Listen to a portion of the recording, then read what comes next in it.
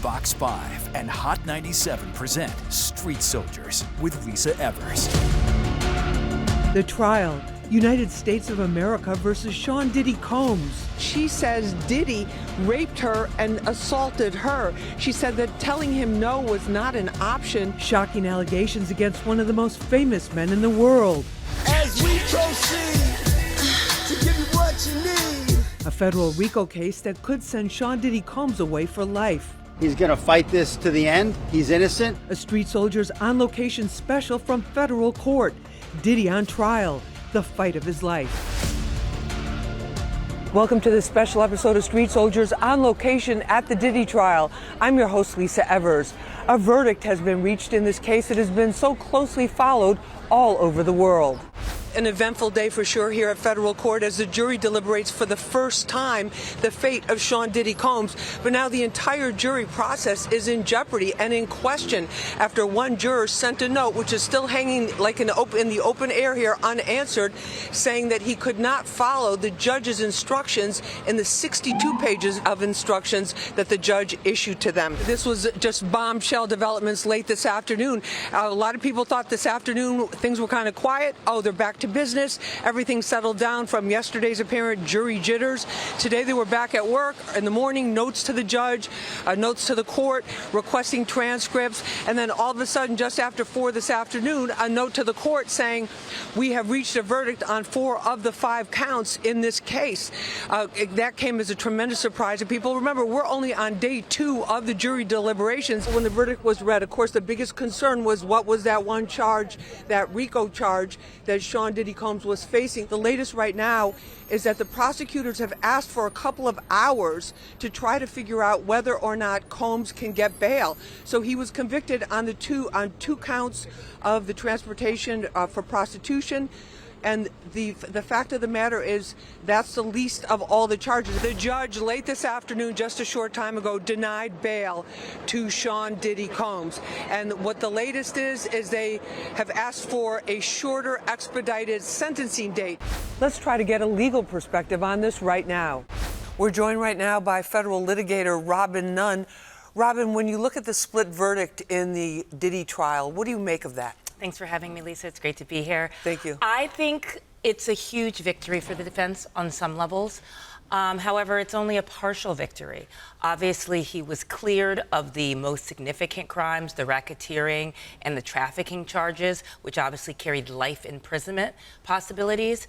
But he wasn't exonerated. He was still found guilty of the transportation for the prostitution of women, which carries counts of 10 years for each crime. That's not an exoneration, so he's not out scot-free, but it is a big, heavy lift, weight taken off the shoulders of the defense that he isn't facing life imprisonment. Because if he was found guilty on the RICO, the racketeering conspiracy charge, and the sex trafficking, he was looking at the possibility of decades, maybe even the rest of his life behind bars. Yeah, he was, and that's pretty scary, right? And nobody wants their client to be behind bars for the rest of their life. So this is a victory for the defense. For sure. Now, on verdict day, there was elation in with him and the family in the courtroom when they found out not guilty on RICO, not guilty on 2 counts of sex trafficking. But at the end of the day, there was a lot of deflation when they found out that bail was denied. How do you interpret that? Yeah, I was in the courtroom when this was announced, and he dropped to his knees. He raised his hand in a sign of prayer. He said thank you to the jurors. It was an emotional moment, this verdict, and the crowd erupted into cheers. Family, friends, fans outside of the courthouse was pandemonium. It was quite a day. It's, a mixed feeling, right? On some levels, this is not over. Right. We're heading into the sentencing phase of this. He is a convicted felon, which obviously carries, significant ramifications. Financially, his enterprise, his Bad Boy Productions has taken a significant hit. Some are estimating it's worth half of what it was worth. And all the endorsements and all those things. All gone. But the other big question that people have is, he was denied bail again. But yeah. even with those heavy charges being acquitted of them, he's still denied bail. Why do you think that happened? Yeah, I think many including myself, assumed that he would be released. The prosecution was unable to prove the most significant crimes, the RICO and the trafficking crimes, which obviously carried the life imprisonment, which was part of the reason why he needed to be held throughout this long, almost year in prison. But once they weren't able to sort of prove that there was this force, this coercion, this violence, many expected, I mean, I even think the judge, kind of began to think about whether he should be behind bars. But at the end of the day, I think there were three significant reasons for why he was held. And one was the Mann Act. In fact, the language, it includes the likelihood of detention. For those that are found guilty of that. Of the prostitution? Yes, right. of the prostitution. The 2 counts that he was found guilty of it, the language in that statute, which is a very old statute, sort of contemplates detention. And then also there is some history of violence, which Diddy has owned up to, that the judge talked about in his denial of his release. He concluded that domestic violence is violence, and he didn't feel safe that someone like this should be out in the community interacting with others at this point. And then, do you think that they'll fight this? Can they appeal this bail denial? Oh, Lisa, I think the fight is on our hands. I think this defense team has proven that they are unafraid to sort of question the judge's conclusions and appeal and reappeal. I'm not sure that they're going to have enough extenuating circumstances, exceptional circumstances, appeal-worthy, issues to convince the judge to release Diddy. But I think they're going to try. Okay, and so now the next thing is the sentence. We're going into the sentencing phase. The prosecutors wanted October 7th. The defense said, wait a minute, that's too far along, and they wanted it earlier. So they'll be having a conference to decide an actual date. How significant is that in terms of the time and these pre-sentencing investigations that they have to do? Well, the reason why they take so much time is because a lot of work goes into preparing for that sentencing. A lot of thought needs to be put forward. Both sides will meet with the judge together and talk about the circumstances, his finances, his role in his community, his family, the charges, the offenses. Everything will need to be discussed, and then memorandums will be written and will be filed with the court, and then there'll have to be another sentencing hearing to discuss what each side has presented. The prosecution will make a recommendation. I think right now they're leaning towards 52 to 63 months or something around that, 4 to 5 years. And obviously the defense will make an argument. I believe they're going to argue for time served and that his immediate release. So the judge will have to grapple with both sides' arguments, and that unfortunately takes time. And then the sentencing too, each count of the prostitution carries a maximum of 10, but no minimum, right? Yeah, that's right. I mean, the judge could release him immediately if he so chose. It's completely up to his discretion, which is, a little bit scary given the comments that he made about thinking that Diddy is a violent offender. Okay, the defense called this a huge victory for them, despite the conviction on the prostitution charges, that they beat the 2 most serious ones. What do you think about that? I think that it is a huge victory. Quite frankly, I can think of nothing bigger than a racketeering and trafficking charge against an individual. That's sort of mind-blowing on some levels, and they beat it. There's no better lawyers in the Southern District of New York, and they put all their force and might into this case and resources, and Diddy's walking away cleared of those charges. So that is very impressive. But again, partial victory. We'll be back right after this. I was stunned, almost speechless, and I was really surprised at the verdict from the jury. Welcome back to this special episode of Street Soldiers on location at the Diddy trial. Sean Diddy Combs has left an indelible mark on hip-hop. But what does this verdict mean for his legacy? We're joined right now by allhiphop.com CEO and co-founder Chuck Creekmur. Chuck, thanks for joining us right now. When you heard the Diddy verdict, what was your first reaction? Well, I'll be honest, Lisa, my first reaction was stunned. I was stunned, almost speechless, and I was really surprised at the verdict from the jury. I really did not think that Sean Diddy Combs was going to get out of this one. And then in terms of the reaction in hip hop and the hip hop community and just, of him as an artist being and a producer and an executive and all of that, label owner, what do you sense has been some of the reactions that have been coming in? I think the reactions have been very varied, far and wide. There are strong views on this. Some have cheered the fact that he escaped the worst of the worst. Others think he's free, which is funny to me. And then many are very upset. And I think a lot of people are triggered by the fact that he could potentially be free upon sentencing. And then Chuck, in terms of his impact on hip hop, he was a major player on a lot of different areas in a lot of different ways. Do you think he'll ever be able to rehabilitate his standing or his legacy? Well, can he establish himself again with hip hop? Right. That's a big what if. I don't know. I don't know the answer to that. I believe that it's very possible that he can reestablish himself again. We have to remember that this is Diddy we're talking about.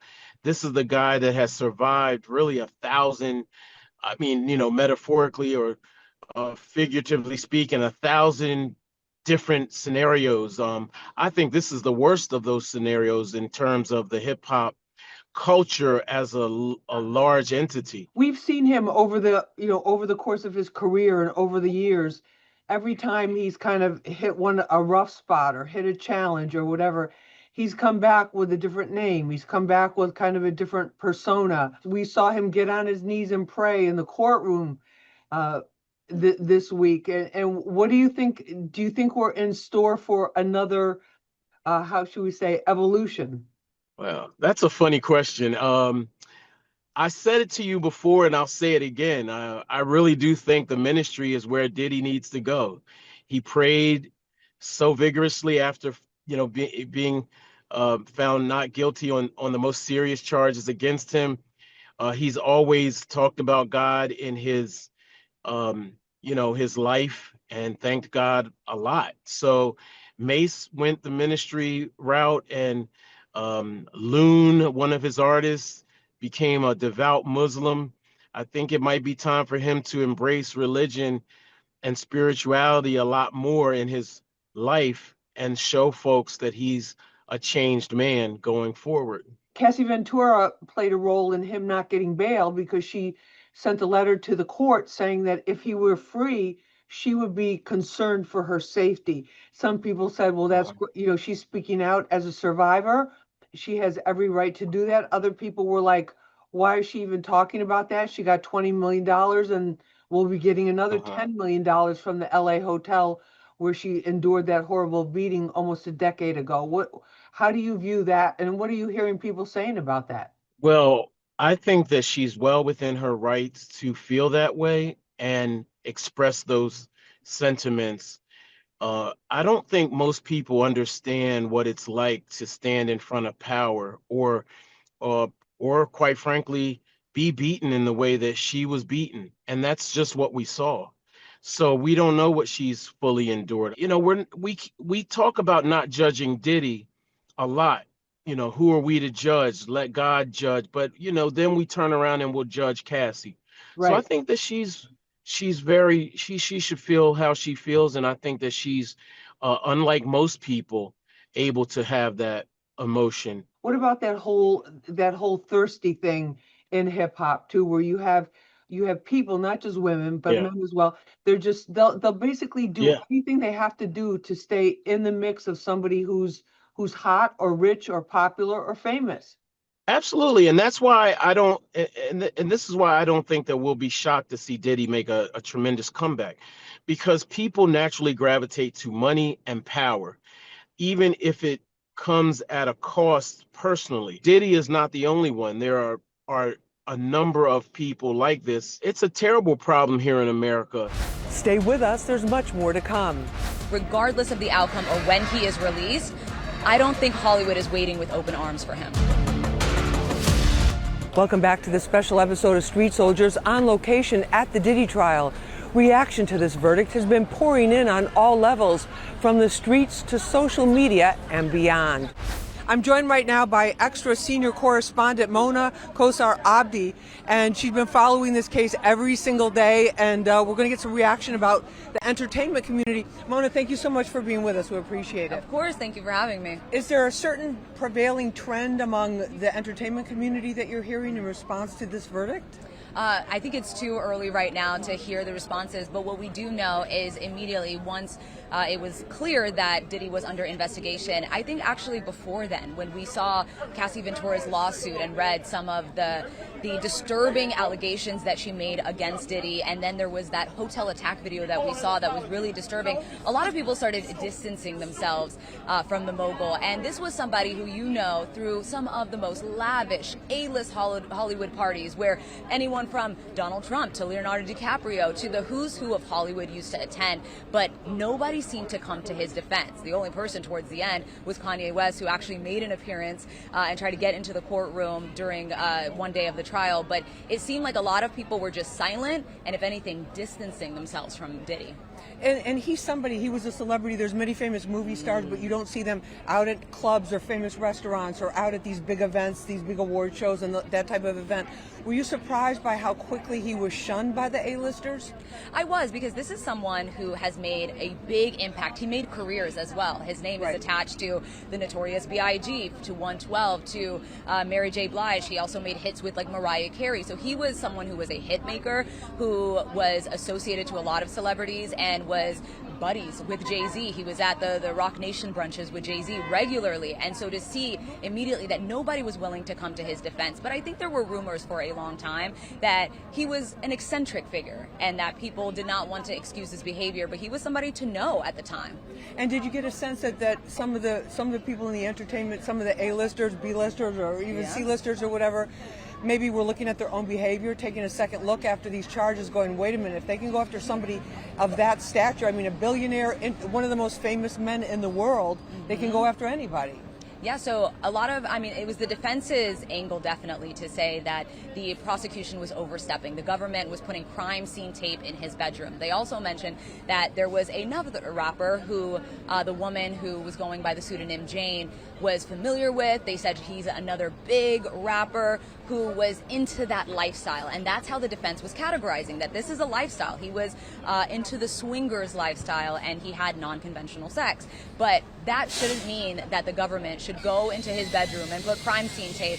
And they kept saying that he was overstepping. And so I do think that if he was convicted of the sex trafficking charge, that it might put a lot of people on alert about, well, what if I was flying in someone or having threesomes? But I think there was a lot more to it, and a lot more that the prosecution was using to support their case. But like you said, it did definitely ring bells in Hollywood. And then a lot of people, too, once that video was released and the world saw that Cassie beating video, even though those weren't specific charges to this case, it was a very important building block for the prosecution. But was there a sense people were just like, okay, that does it. All the stuff I've been hearing is true. Yeah, which is why I think that even though now he has been acquitted of 3 of the serious charges, and he's still convicted, he's still looking at some serious prison time, I don't think that Hollywood is going to be welcoming him with open arms, because that video was so disturbing and so brutal, and the defense didn't really have a defense for him. They said, listen, we know he's not a good person sometimes, that he was violent towards Cassie, that he was abusive. Their argument was that that doesn't mean that he's guilty of RICO and sex trafficking, but he still has to answer to that. And we all saw that video, and his apology video that he made after the video was released fell flat. And so that's why I think that regardless of the outcome or when he is released, I don't think Hollywood is waiting with open arms for him. And then what about you're a journalist, but there were so many stories, so much on, I call it the social media tsunami beforehand, of all these rumors with minors and all of these other things that were going on. Does that concern you about how that might influence people, in a big case like this, where these things they're right in your face? You pick up your phone and it's the first thing that pops up on your screen, whether you're following that person or subscribing or not. Yeah, Lisa, you make a good point, because there's the court of law and then there's the court of public opinion. And in the court of public opinion, to a lot of people, he is still guilty. And there were a lot of allegations made in the civil lawsuits that he still also has to answer to, some involving minors, some involving just different things and abuse allegations, for example. And he still has to answer to that. But right now, the big hurdle that he was trying to overcome was not spending the rest of his life in prison. Don't go away. We're back right after this. Thanks for joining us for this special episode of Street Soldiers on location at the Diddy trial. You can watch it again and share it on our Fox 5 NY YouTube page and the Fox Local app. Remember, use your mind. It's your best weapon. I'm Lisa Evers. Let's push for peace, love, and justice for all.